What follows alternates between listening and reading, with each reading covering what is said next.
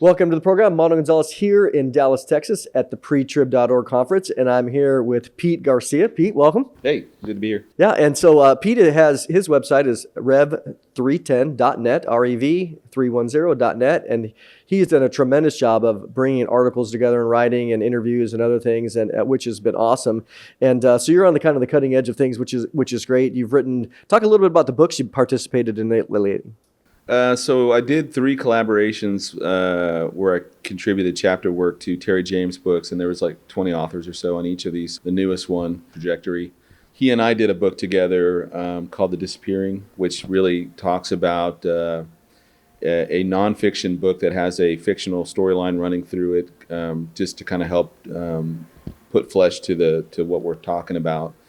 And then I have a couple of Christian fiction books that I've done that I've self-published, Hobo 1 and 2. And really that talks about the collapse of the United States, American soldiers trapped over in Afghanistan. I started writing this back in 2013. So I was talking about the collapse of the mission there, the collapse of the United States, and people basically scrambling to get out of the country. Well, this guy gets left there. So that's his whole story.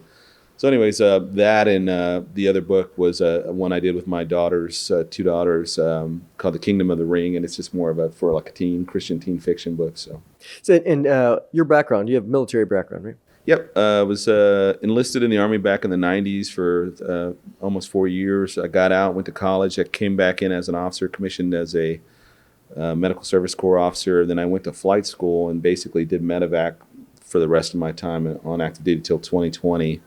I retired, got recalled back onto active duty during COVID. So then I was on for about another 7 months, and I retired a second time in December of 20. So Not going to be it? That's it, man. I'm done. I was done then, but Yeah, the Lord has His reasons. And yeah. as we think about really what I want to get from Pete here is many of you know the last few years, 20, 21 and 22 have been quite interesting in the prophecy world. And Pete, what's your thoughts when we think about 22? We're wrapping up here at the end. We're in the first part of December. We're getting in the middle. What are some highlights of what you think prophetically that are just groundbreaking? Well, I think obviously the 500-pound gorilla in the room is Russia's invasion into Ukraine. That was a long time coming. That's been Ukraine has been really provoking Russia since 2014, once Russia went into Crimea. I think that is stage setting for Gog and Magog at some point down the road. The picture is still coming into view now, but that will come into play at some point. But obviously that tees off all these other things, right? The fuel crisis that's happening, the energy crisis that's happening, which is allowing for Israel to really become the number one alternative for the EU to look for a natural gas, which now they are working through. I've been writing about this for years, but Israel working with Cyprus and Greece, Egypt, and Egypt to either sell liquefied natural gas or to build that pipeline. I think that will come into play here in the next year or two in a big way. Now, how that stage sets across for other things, the West and the Western world really kind of, I don't want to say ganged up on, but they divided themselves away from Russia and tried to isolate Russia. But what it did was create a secondary, like this alternative Eastern civilization, if you will. And these two are diametrically opposed in terms of worldviews. They both want to dominate world affairs. Obviously, the West, in conjunction with the World Economic Forum, the United Nations, and these other agencies are trying to promote this Great Reset. And so the West is full bore into that direction. You've got Russia, China, and even some of the BRICS nations that are creating kind of this alternative worldview and this world power system that is shifting away from the U.S. dollar. For those that might not know, BRICS, what is that? It's the economic coalition. It's Brazil, Russia, India, China, South Africa. Now we have Saudi Arabia trying to join on with them, which would be a game changer, obviously. Now, I think 22 is the great divorce. I'm thinking about this year as the great divorce between East and West and between these different worldviews. And in the fallout between that, obviously, was the fuel, the energy. We're seeing food crises stem from this Ukraine conflict. We're starting to see issues with currencies, FTX collapsing, right at the same time that we're getting ready to do this 12-week pilot for the central bank digital currencies. The timing on that is uncanny. Coincidence, right? Yeah, I'm sure it's all coincidental. But, I think 22 has been a great year for prophetic stage setting in a way that surprised so many of us, that we thought coming out of 2020 that we'd seen everything, and then 2021 was a shocking year, but 2022 really took the cake in terms of all that's happened this year. And it certainly kept those of us that are in the prophecy circles very busy thinking about all that's happening. And so, kind of geopolitics aside, we look at the nation of Israel, and they are, in a way, really embracing this idea of the Messianic era, where you have, and it's not just one thing, right? But it's all these little things that are kind of piling on top of each other. You have the train system that they want to build from Tel Aviv to connect to the Temple Mount. You've got the red heifers that have raised in Texas, now shipped back over to Israel, and presumably those will be either used, or they will be used to reproduce to create even purer red heifers, or a whole line of them. And then we have this guy, the Yakuna, this new supposed Jewish Messiah figure that's kind of appeared out of nowhere. So all of these interesting things, and then Netanyahu coming back into power. We know ultimately, I think that his intent is he's going to align himself with the religious side of the Knesset, and we'll start to see, as we go into next year, I believe that we're going to start seeing a lot more movement within Israel to get the temple built. Yeah. So I don't. Yeah, no, it's amazing when you think about talking to a couple of guys last night about this, in that you look at 20, basically COVID arrived in February, March. And then, so you had a little bit of the, how bad is this going to be? And then you come into 21. And then I think it's interesting that 20 was kind of like, where are we going from here? Well, 21 we saw as it relates to liberties and freedoms and those things being severely restricted, our lives, masks, you name it, all that in 21. And then, so what I found interesting is the surprise of the liberties being taken away, and honestly, many of the people's responses to allowing it. I mean, you're like, oh, I wouldn't have expected this in Americans. But then you come to 22, so you have this kind of internal thing. As you mentioned, in 22, you have more of the geopolitics of the world explode. Again, I like that, the divorce. And as we're looking over the past couple of years, as we look to 23, are we going to go back to just, this was a great, we're living in high times, great times, or we're going back to peaceful times? It seems like we're kind of, many of these things we're at a point of no return, and 23 is only going to exacerbate or accelerate them. Yeah, no, I think that in 21, just as you mentioned, I think that the mask came off from a lot of these, governors who we thought, nobody really thought about the power of a state governor until 20, when they have the ability to shut their states down. And then in 21, we saw this carried over and really dragged out in certain states like California, Michigan, and New York State. So we thought that there would be a reckoning. Really 21 was this idea that there was going to come a reckoning with the election. And obviously the election here in the last month, fizzled out. And I think that potentially may be the story of 23, that all this story begins to break. And we've seen stories already beginning to break with other things unrelated to that. With Elon Musk buying Twitter, and then him releasing all the information on Twitter about the suppression during the previous election cycle.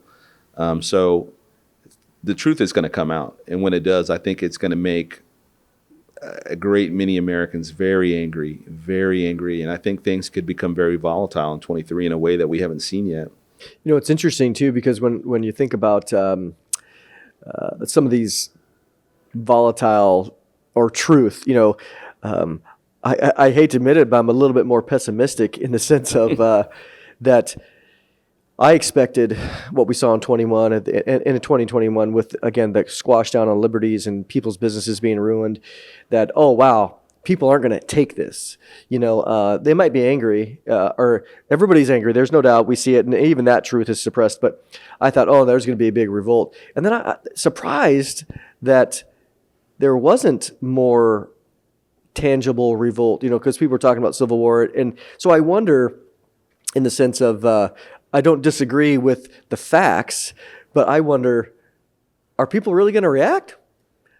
They didn't before. It was to a very serious, again, businesses and liberties, and you think, oh, maybe they were just shell shocked not to react. So maybe this will be the straw that broke the camel's back, and so to speak. That with all the data coming out, but then I wonder, has the American people, even though they might be mad, have they lost the will? This isn't the revolutionary generation where they were willing to do something about it. I mean, I don't know. I'm thinking out loud here. Yeah, I mean, if we look back to World War, we talk about the generations prior to World War I and World War II. Prior to World War I, I mean, people were talking about, that peace was here for good. Mm-hmm. There was a book called The Great Delusion that came out, talking about how the privatization of business and the economies becoming more intertwined would forever put war away. And obviously in 1914, the World War I broke out. And it broke out in the most unexpected way. You have one Serbian nationalist, Gavrilo Princip, assassinates the Archduke Franz Ferdinand from the Austro-Hungarian Empire, and it just sparks this chain of events that happen. So fast forward to World War II. I mean, you've got Prime Minister Chamberlain over there in England making peace deals with Adolf Hitler, and he's saying peace in our time. And there was no appetite in America to go to war. The World War I was enough for them. They were like, plus they had the Great Depression. So again, the American psyche at that time was very much isolationist. We need to worry about our own issues. Who cares what they do in Europe? And then next thing you know, we're getting dragged into World War II. So as much as what we've seen in the last couple of years, it seems like there's no appetite for Americans to not react in the way that we just assume common sense wise would logically lead us to believe they would react. Just because we haven't seen that yet doesn't mean there won't be some spark that we don't see coming right now that will trigger something. And we don't know what that trigger is yet, but I see there being more unrest in America in 2023 than in previous years. And I think, just like you said, we've had the last election cycle, we've had the medical events of 2020, and it's just a compounding of frustrations that I think is going to reach a point to where it is going to be the straw that breaks the camel's back. It's going to be that you're pulling the rubber band back so far, it's only going to stretch so far, and something will trigger that. And that's where we see the unrest. You and I were talking earlier, and this might be an interesting thing could be a trigger event, is as it relates to some of the digital currencies, the central bank digital currency. As you know, Biden has issued an executive order exploring this, but we know that the banks have long desired to have this, and no doubt governments as well, for control. And banks, interestingly, have invested a lot of money in the blockchain technology, which most of the time is decentralized. But we know that decentralization is not the answer to the one world government. So as it relates to some of these things, the digital currency, could it be that in 23 something is rolled out, potentially enforced? We're getting rid of cash for whatever reason, maybe because of disease on it, all the things that they would say. Could that be a trigger effect in the sense of mandating that everything goes digital? Yeah, absolutely. In the past, when a particular, say, a credit card company comes out with a policy that you don't like, well, okay, you cancel your card, you pay off your whatever you owe them, and then you go use a new card. Same thing with the store. A store has a new policy, maybe it's some kind of woke policy or some kind of politically correct messaging that they're putting out. We'll say, okay, I'm not going to shop there anymore. But the central bank digital currency is going to control all currency. So there's not going to be anywhere you can turn aside from, bartering, for goods and services at that point, which is probably going to be outlawed too to some degree. So there is no recourse. And so JFK once said that when you take away people's right to peacefully protest, they are only left with one option, and that's violence. And so depending on how the Biden administration navigates this particular issue, and now they have to do that with a divided government. They've got the House that is now not going to go. They'll go along with them, dragging their feet, they're not just going to be able to ram everything through like they did in the past. But depending on how the Biden administration navigates this implementation of this new central bank digital currency, I think that could be a bellwether for civil unrest in the United States. Now, I think coming into 2024, there is zero appetite from the globalists, from the Democrats, from the progressives, you name it, the establishment media, the establishment academia, the deep staters, all those folks. There's zero appetite for a Donald Trump presidency. Since he's already announced it, I think that we'll see in 2023, obviously, the ramp up of his campaigning and doing all that. So that'll add to the unrest and to the political polarity between the half of America. One half of them will be on this side, the other half will be on this other side. So again, it just takes one little spark to trigger. And if it looks like Trump's going to win, and it looks like he is holding these rallies where there's 100,000 people at every place he goes, I personally don't see a 2024 election happening. There'll be some new crisis, some new thing that they roll out, and 2023 will be the year that it probably will happen. So yeah, it's interesting too that when you think about, you talk about half of but if you look at the other half, let's say the conservative side, the Republican side, or whatever, even there, I think the left is giddy about seeing DeSantis and Trump go after each other, and so you have even there some polarization between those two groups because no doubt.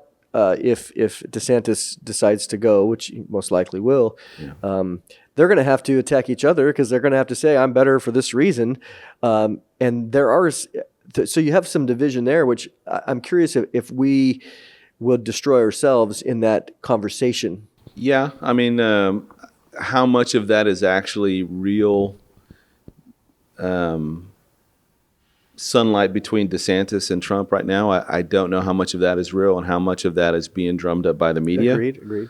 But obviously the primaries will flesh that out. And but see, that's the thing too. The globalists, they don't care how America falls apart. They just want us to fall apart. They want us to be weaker. They want us to be subservient to their plan. They want all our resources.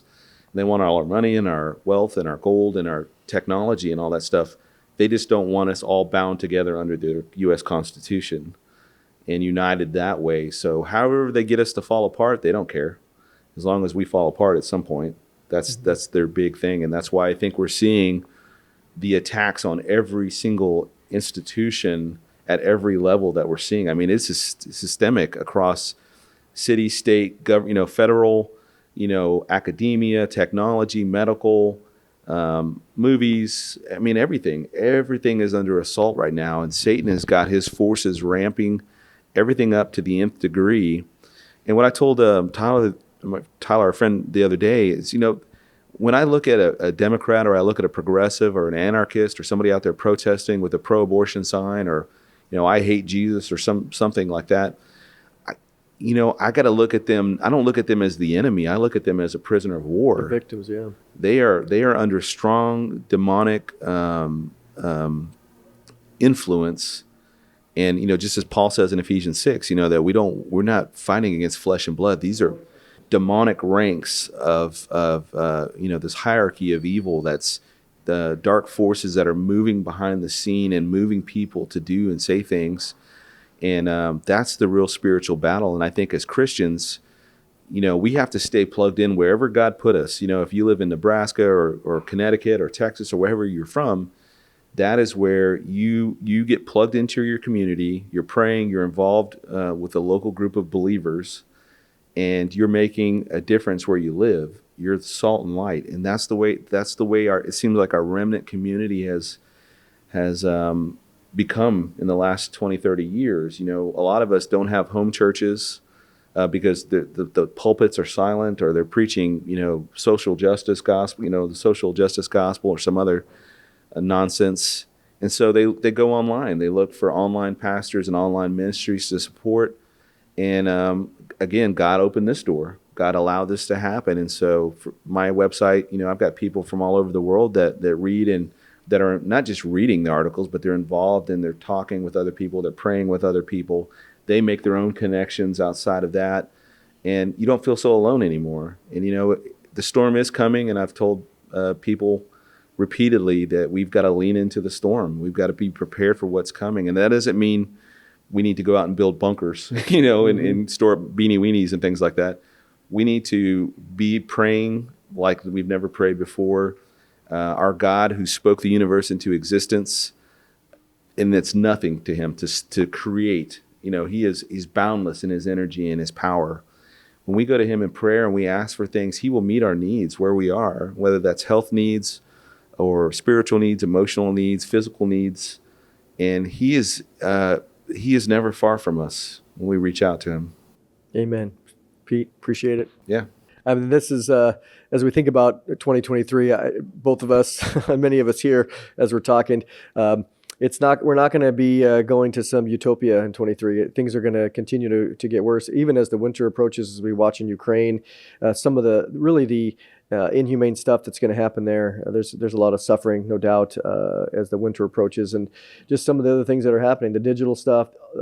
We're watching the world kind of collapse. But again, as we know, God's in control. And so, as Pete said, our goal is to come together as much as we can, pray, seek the Lord, find those that are like-minded, and try to reach those that aren't. That's our goal. But to love everybody, that's the key. So appreciate you watching. As always, we're going to continue to give you some updates here.